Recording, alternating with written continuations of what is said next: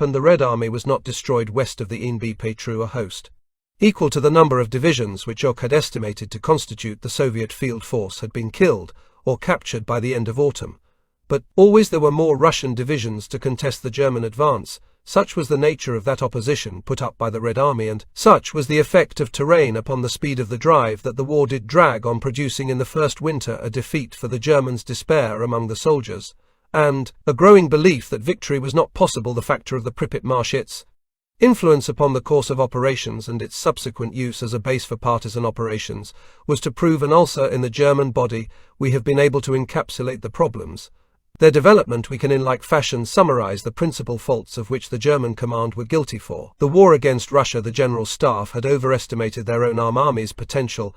They had underestimated that of the Red Army and Soviet ability to lead and to equip that army. They had ignored the factor of terrain and had left unconsidered that of climate. The sum of these faults was a plan for disaster, and the war did end disastrously for Germany. What is surprising is that the German war machine won important strategic victories right up to the middle of 1943, a great number of tactical ones thereafter. Such was the measure of its capabilities. The active planning for the new war was based upon plans drawn up by various senior officers.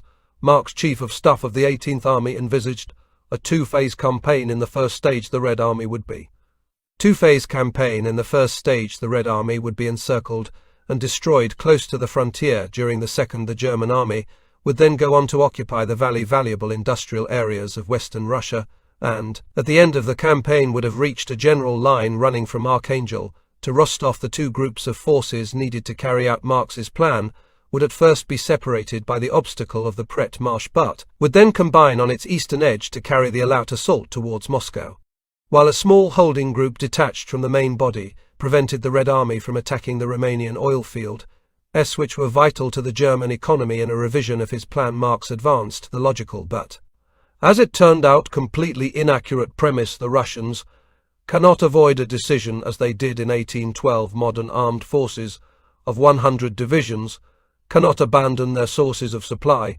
It is anticipated that the Russian army will stand to do battle in a defensive position protecting Great Russia and the eastern Ukraine. Commander notwithstanding, the final plan for Operation Barbarossa was as follows: Army Group North would attack from East Prussia in the general direction of Leningrad. Army Group Center would advance from Poland to force a breakthrough towards Smolin. These two groups would then join to destroy the enemy formations in the Baltic area. Meanwhile, Army Group South would move from southern Poland and through Kiev to the Great Bend of the Lower Dnieper. There then followed a vague statement that once the northern objectives had been attained, freedom of movement for further tasks was assured. This implied a cooperation with Army Group South, presumably to assist that Army Group to complete its tasks thereafter. There would come the advance towards Moscow. The German dispositions: Army Group North, commanded by von Ley, had two armies on its establishment: Busch's 16th with 8 divisions and the 18th Army under Klahr with 7 to lead these infantry forces. There was a Panzer Group Hooper's 4th, made up of 3 Panzer, 3 motorized and 2 infantry, presented to Hitler by the Commander-in-Chief of the Army and his Chief of Staff on the 5th of December 1940, produced the response from Hitler that Mozo was of no great importance. This was a complete reversal of the principle upon which the Army's plan was based. The first directive stated the main weight will be delivered in the northern area.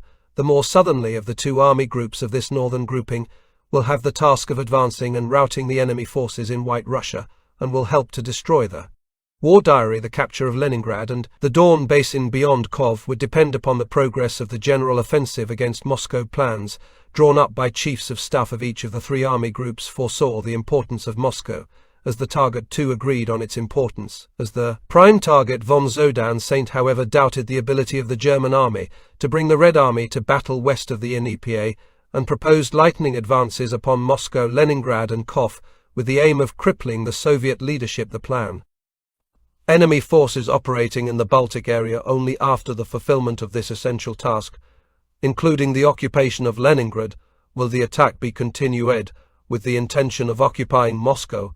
By March 1941 there were fears at on whether the German forces were sufficient in number in view of Hitler's reluctance to use troops of nations allied to Germany. The southern thrust had to be weakened. And the Führer also claimed the Pret marshes presented no serious obstacle to a linear advance the arguments of his senior. Marx was not to know that the Soviets had developed other sources of supply than those in Western Russia, and that a relocation of Soviet heavy industry was underway which would place the factories east of the Ural Mountains. Those two facts negated the whole premise of the Marx plan that put forward by von Paulus, Deputy Chief of General Staff, amended parts of the Marx plan and proposed that there should be not two but three army groups, each with a specific objective. He too made Moscow the prime target, and according to Howell's divisions there were 6 other divisions, 3 infantry and 3 security and Army Group Reserve, and 2 more infantry divisions in the OK Reserve held behind Army Groups. Front, the strongest of the Army Groups, was that of the centre under von Bach. The 4th Army von Kruger had 14 divisions, while that of Strauss 9th Army had 9. With this army group there were 2 panzer groups, Gary and 2nd with 15 divisions, 5 panzer, 3 motorized cavalry and 6 infantry, and Hoster with 11 divisions including 4 whole Italian army, together with a number of smaller contingents from other European nations.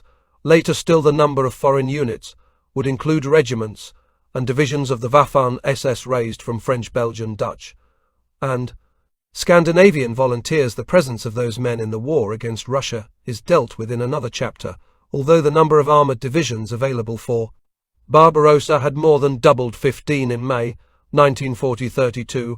In June 1941, the number of vehicles had increased by only a third, 2574, to 3,332. Hitler, aware of the importance of divisions, thus on the 22nd of June 1941, a host made up of 7 armies and 4 panzer groups was ready to move across the frontier. The whole force consisted of 134 divisions, of which 17 were Panzer 13 armoured infantry, the only cavalry division in the German army, 4 mountain divisions and 9 security. The remainder were infantry. To this purely German force must be added the armies of her allies, of which there were 14 Romanian, 21 Finnish divisions. Later these would be joined by Hungarian forces, a Spanish division, a Panzer and 3 motorized army group. Center had 1 infantry division in reserve and a further 6 in OK Reserve. Von Rad's army group south disposed 3 armies. The 17th under Stupnagel had 13 divisions.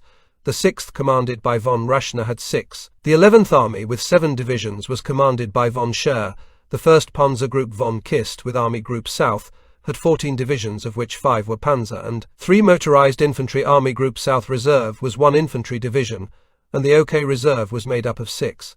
The armoured thrust to the new campaign had raised the number of Panzer divisions by the simple expedient of cutting in half the establishment of existing divisions, and thus creating 2 divisions out of 1. It will be appreciated that of course the regular formations retained the best equipment and parcelled out the remainder to the new units. As these were formed, those who were among the last to be raised were issued equipment of the most diverse nature. The 18th Panzer Division, for example, had no vehicles at all until June 1941, when French trucks were supplied.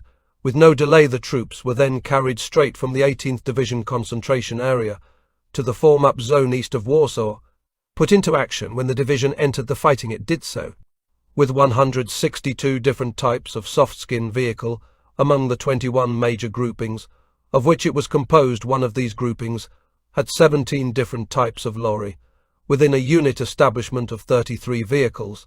The artillery regiment had 445 vehicles on establishment, and there were 69 different types of lorry. The problem of spares for these many and often unusual different types of machine can best be imagined. There was, however, one vehicle which was not included on the war establishment, and which was yet to be found in every unit. This was the Russian POW cart, a horse-drawn wagon, robustly constructed, light, and extremely mobile. On transport officer was to remark bitterly the POW cart was the only standardized transport we had, and that was not even official issue. 3 million German soldiers went into Operation Barbarossa, supported by more than 7,000 artillery pieces, and with their advances led by 3,332 tanks. When this mighty force moved forward on the dawn of the 22nd of June 1941, a turning point was reached in the Second World War. Britain, which for a whole year had stood alone and unconquered against Hitler, once more had an ally, and the spectre of a two-front war arose again to haunt the German General Staff. All that they had feared was coming true: the Red Army's dispositions, the Soviets conscious of the threat imposed by the growing power of Hitler's Germany had deployed the Red Army in 4 special military districts along the common frontier in the belief that Germany's aim would be to seize economic prizes, and in particular the oil, wheat of southern Russia. The Red Army's high command had concentrated the greatest number of its armies in the districts which covered the Ukraine. The Soviet line of battle, starting in the south and working northwards, had at its most southerly point the Odessa Special Military District with 9th Army under command. This army controlled 12 infantry and 2 armoured divisions, which were deployed in the area between the rivers Prout and Nistar, covering a front which ran from the Black Sea along the whole length of Malavia. The next special military district was that of Kiev, and this disposed 4 main armies. These were running from south to north: 26th, 6th, and 5th. Behind those frontline armies a new one had been raised, 28th, whose task it would be to act as a deep reserve. The Kiev district had 40 infantry and 16 armoured divisions in its command, excluding the divisions of the newly formed 28th Army, and the line which the district held stood along the Carpathian Mountains, and continued northwards, conforming to the line of the lower book of the 4 districts. The next, the western, was in the most exposed position, for it projected strongly into Poland, as it followed the River B, which formed the frontier between Germany and Down Russia. One of the western district's armies, the 10th, grouped around Bisto, was outflanked both to the north and south by 2 German Panzer groups, the Kiev frontier, and extending northwards to touch the Baltic Sea and the area of the Republic of Lvivia. Thus 10 Russian armies were in the line, with a further 3 in reserve, a force of 98 infantry or motorized divisions, and 34 armoured divisions was in the field, together with a number of cavalry and other divisions. The German appreciation of Russian strength was based on summaries completed during 1938 and 1940, and therefore grossly underestimated the forces which the Soviets could produce. The frustration which was felt: 3 armies in the line, 4th, 10th, and 3rd, with the newly raised 13th Army, in reserve of the 36 divisions under command, excluding those of 13th Army. 26 were infantry, 10 armoured. The most northerly of the 4 special military districts facing the German army was the Baltic, with 11th and 8th armies under command. Like the Kiev and Western district, the Baltic had a newly formed army, the 27th, in reserve. In the Baltic district there were 20 infantry and 6 armoured divisions disposed along the East Prussian